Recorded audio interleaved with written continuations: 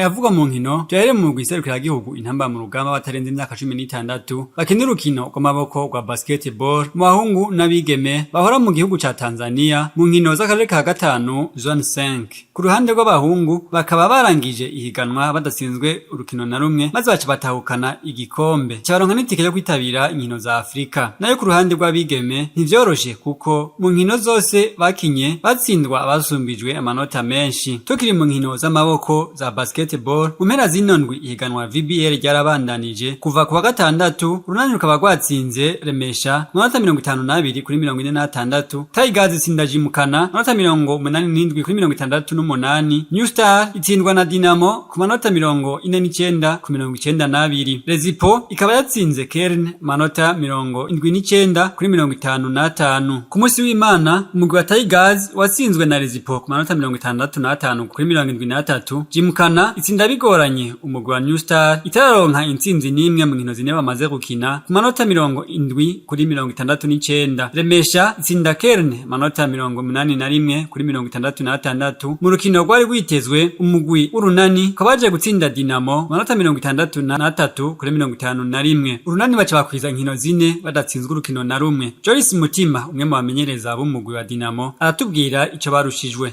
Dukomeye urunani twari tuvyiteze yuko tukaje gukina n'umugwi uhobahoba n'umugwi witeguye neza kudusumbya kandi ni sawa gutsindwa muri uno mwanya nibaza yuko bikaduca inguvu nivyo gutsindwa n'ibiryoshe mu rwego twacafise umwanya wo gukosora hanyuma no munsi rero tuntu twinshi twabaye muri defense muri attaque nibaza techniquement niho twogerageza gukosora sino bizoza biraza ko turacafise umwanya munini turafise phase rero gweza turafise phase retour surunani gusa nari rwo gwadutsinze turafise ari yindi migwi ikomeye ni kurikomeza je nibaza yuko turacafise umwanya wo gukosora kandi nibaza ko tuzotanga amazita meza muri kazoza. Nayo kubwa Elvis Hakizimana batazira gafisi umenyereza umugwi w'urunani avuga ko biteguye neza babona intsinzi. Twama twiga turaraba ibintu bimwe n'ikina tukiga turagira ama analyse video ni ibintu bisanzwe byoyo rero twaje twiteguye kandi plan dushika dufise abakinyi bayashize ona execute muri makeni ko bavuga kandi ikindi kintu naco nuko uko match zimeze zigenda za rutarutana uno musi ari mwe bita mu classico